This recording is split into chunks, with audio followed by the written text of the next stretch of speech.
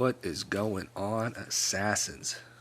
Hey, what's happening? Squeaky Weasel coming at you. I had a cool question today that sparked the idea for a video, and it was basically we spent all this time developing our defensive lineups, and everything on a defense ends up flowing from left to right because special skills will go off that way. But what about whenever we're attacking? Is there a specific order? Should we be thinking about things like that? How could we set that stuff up? So I figured I made a little bit 5-minute video just to post to the Alliance. I might have rushed through that a little bit, so maybe we'll slow it down, talk through the meta, and see how it goes. So for me, I wanted to think about it as, let's not worry about the actual hero itself, but the type of hero and the abilities that we need. So I started off with this. It's a simple 4-star blue team. I got my dog hanging out here with me tonight. It's storming outside and he's scared, so we're hanging out down here while we make a video. So we started off, and if we're going to go with our basic, some of our 4-star heroes that a lot of us have. When I think about how my brain works, I don't know how it works for y'all, but for my brain, I still go left to right, even though it's on defense, it's on offense. So if I go from left to right, what do I want? Well, it makes sense to me. The first thing I want to do, if I have the ability to boost my own attack, I want to boost my own attack before I attack, right? So if we look at what Kirill does, he's going to heal. So realistically, the first 30 seconds of the match, you took a couple slap attacks from their defense. They might have had a special go off, and your guys are getting a little low on HP. So it never hurts to have that heal go off. Well, what's also beneficial with that is your attack goes up. Yeah, it's great that your defense goes up. That's just one added bonus, but we're thinking about it, what I need. I'm going to attack. Let's boost my attack first. So I can boost my attack. What else can I do to make my attack more powerful? Well, that's where a character like Grim comes into play. Because if you read Grim, the 4-star average speed deals 265 damage to target and minor damage to nearby enemies. That's not bad. But what's big about it, on top of that, is you get to target nearby enemies, get the negative defense for 6 turns.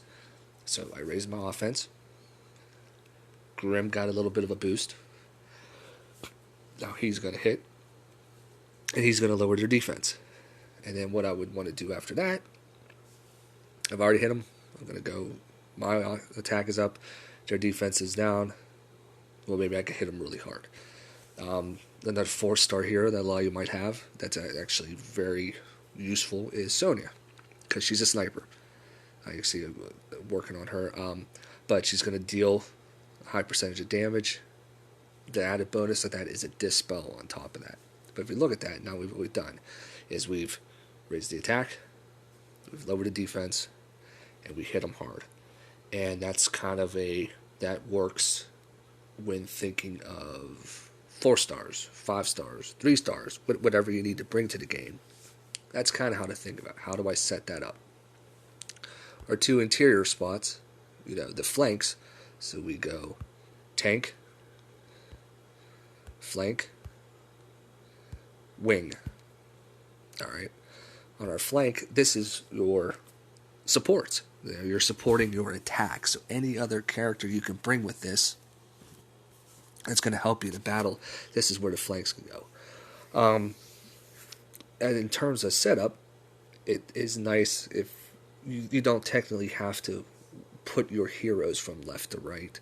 A lot of times, like splitting up these blues it's an important tactic, because if something hits you with a splash damage, you're facing Elkanin, and Elkanin hits for green damage and hits the target and nearby enemies that splash. If you've got all 3 of your blues that are weak against his attack, boom, he's going to kill him that much easier. So by separating that, that's kind of the thought process behind it. Like I said, left to right, in terms of their skills, works for me. You might find out that, oh man, I hit it every time and I screwed it up. I got to go right to left. And that's okay, whatever works for you. But the back to the flanking positions, this could be whatever works. I always, for myself, I've found more success with 3-2. Some people have found success for 4-1. Some people go mono. Some people might want to go 3-1-1. It all depends on what you have. So that's kind of the start of kind of the thought process behind it. So if we go, and how do we expand that? So let's say we haven't spent a whole lot of money. We're going to go with the heroes that we have. So we look at a guy like Boltusk. Think about it again. What does he do? Heals and raises the attack, right? So attack. What does a guy like Gormek do? Damage and lowers their defense. And then a character such as Kylie would be your sniper to come in for the kill. That could be Kylie. That could also be Scarlet. Whatever you feel comfortable with. And I tried to think of 2 character heroes that you might have that might be able to help a team out like this. So I looked at it. Probably done a crap ton of Atlantis pulls. And God knows if any of us have done it, you've probably pulled about 300 of Melia. And what Melia is nice for is AoE, so splash would be target and nearby things. AoE is all 5 of them. She's going to hit all 5 of them, which isn't that big of a deal. She's a 3-star. She's not going to hit that hard. That's not why you're bringing her. You're bringing her because she has fast mana, and she's going to raise your critical chance of everybody on your team by 20. Well, I mean, this is at level 3, whatever. I haven't put any points into her, so that's going to get higher. But anyways, your tiles are going to have a chance to crit. So that's really nice. So as you're trying to get Gormek and you're trying to get Boltusk up to get this stuff rolling, your tiles, she's got fast mana. She's going to hit quicker than the rest of them, so she's going to do more damage. So if I ran with a 3-2 scheme, another really good 4-star is the Li Zhu. And what's nice about her is she has her average speed. She's going to hit all enemies again, so you kind of got both of that. You got Splash, we've got AoE, and she throws on the blind. So now if you think about a team like this, you have heals and attack up. You have a small AoE, but you got your critical up. So my attack is up, my critical chance is up. Now the critical chance really isn't going to play with your special skills, but as your tile damage, I mean, that's really good. For 4 turns, roll some stuff. You're going to lower the defense of everybody. You're going to blind them when they attack you. You're going to hit them and burn. Or Scarlet, you're going to hit them and lower your attack. Either way, it's whatever works for you, whatever hero kind of works. So, the same thought process we put here, bam, bam, bam, attack up, defense down, hard hitter, attack up, defense down, hard hitter, applies to here, and this is interchangeable. Use it with whatever two heroes that work best for you in the mid. Try it, whatever works on the flanks. It's all just trial and error, whatever works for you, and you got to go with whatever you have. So that's a little bit of, does your lineup really matter when attacking as much as it does with defense? It only really matters in kind of eliminating Murphy. You rushing through and you're nervous and you're excited and you're trying to get this attack in and you're in the middle of war and then you click the wrong thing special. So setting it up for yourself as a clear thought process of what I can do to go from here to here to here. That kind of, this is a good way to think about it. And it goes with all of my teams. I try to put whatever it is that is my buffer, another debuffer, and a hard hitter support in the middle. There are certain circumstances where there are, in this game, certain heroes that have abilities that benefit, whether it's basically, let's think of it this way, shouldn't be in the corner, so to speak, but their positioning all depends on what you have beside them. The first skill is, of course, riposte. You technically don't think of riposte because it's a defensive ability to use on an offensive raid, but it could still be really beneficial because not only is it added tile damage, so by bringing in 3 blues, well, I only have 2 blues and I got Boral, well, he still counts, and it's going to add extra damage to those tiles, and on top of that, whenever they turn around and attack you, they're going to get hit also. So his powers more comes from a different type of survivability for you because you're going to take the damage anyways, put a little bit back on them, and then you get the bonus with the tiles. So obviously, Riposte doesn't go in the corner. There's some other niche heroes I just threw in that also we were talking about is your caster and nearby allies. Anytime you see that on your hero, you don't really want them, you know, in a corner because now it's only going to affect him and one other. So if they're in either the flanking position or in the tank position, that target of Gadieris and its nearby allies of Lancelot and Kiona is way more beneficial. That's 3 heroes getting the buff rather than 2. So Lancelot he's kind of a cool hero. But about him, I don't know if you have him or if you've gotten to play with him. He is an event hero. But what's really great about him, he's kind of squishy. Doesn't get used all that much because of that. He's not really viable on defense. But when it comes to some of these events or an attacking team, when you need an extra guy, what's huge about him is he does damage to the target and nearby.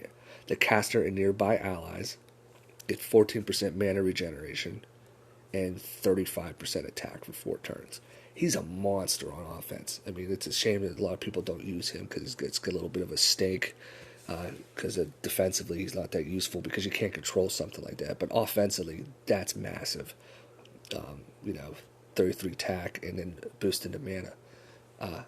His position could matter. It makes more sense that if you can put an average speed beside him or a slow, I mean, I wouldn't use this team, I'm just stating, the mana speeds, but by putting him there, technically, if I did run this team, a slow hero and an average hero would benefit from his ability. That's kind of big. If you pulled some Atlantis, you might have gotten a character like Gadieris. Again, can't be in the corner. Yes, he is technically a tank, but he's an offensive guy because his abilities are geared offense. He's a kind of a weaker green version of Ares, if you want to think of him that way. But the thing, again, is on his corners, if you have who's beside him, is the caster nearby allies get 30 attack for 4 turns, and the caster nearby allies regenerate HP. So that's an inch. If anybody was fortunate enough to pull Kiona, again, she can work anywhere. She's not a tank, but depending on what heroes you bring, maybe she fits in the middle about who you have to buff. And because her big thing is the second one, the caster nearby allies get 45% attack and a 20% increase every time they're hit going through. So she's an absolute monster. And I left the far right blank for a reason. Because we're going to get the traitor Wukong. Why are we picking on Wukong?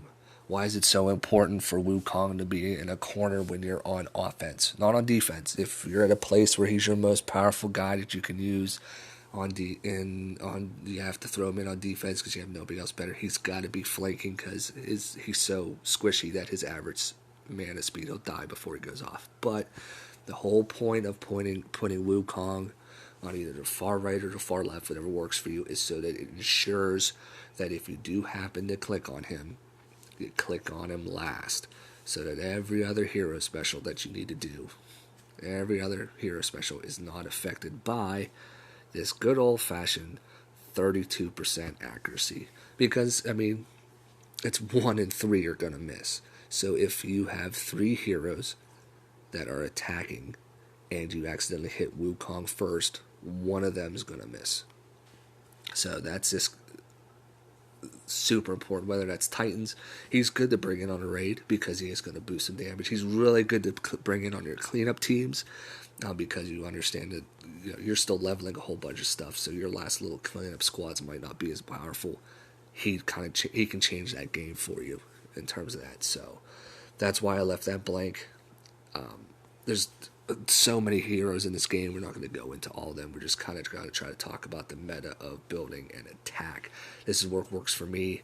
There's a lot of high-end stuff that you can go and watch, dealing with crazy 5-star heroes and rare sort of stuff, but I didn't think that would be quite as effective to kind of show kind of more realistic, what we can deal with, what we can build. From some 4 stars, 3 stars. Every set of tiers of heroes has a hero with the same ability. Ulmer is a 3-star version of Isarnia, 5-star. Slow mana, AoE hit, lower their defense. So you can kind of, figure that kind of stuff out from there for yourself. A lot of other niche heroes, like a Little John, lowering the mana. Green's kind of, when it comes to the 4 stars, they're more online in my mind of your support characters, because you can't go wrong with Dispel, and that's one thing this team does lack. So if you had the extra,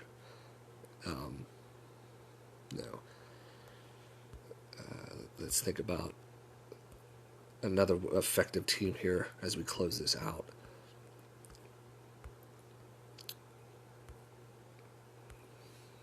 And where's he at? My apologies for scrolling. So, right here is this team. Are you ready?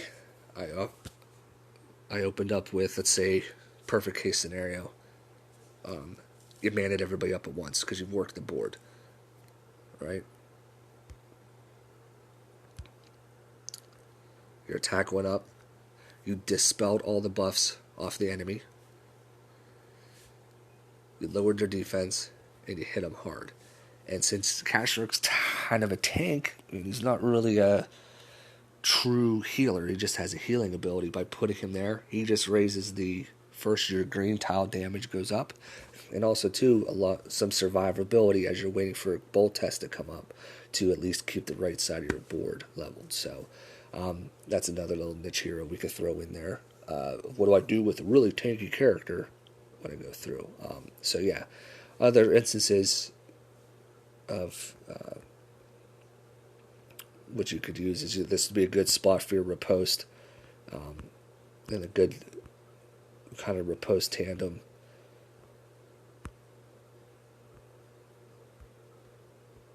Because now you've got your left side protected, and you've got a dispeller. So just stuff to think about of how that kind of support on your flanks can help you out. So like I said, attack up, defense down, hit them hard. Whatever you can do in between to support and make that even more effective, go ahead and do it. I hope this helped. I tried to go a little slower, so I didn't have to post it on YouTube, but bite the bullet, and hopefully it helps everybody out. I appreciate your time, and we'll talk to you again.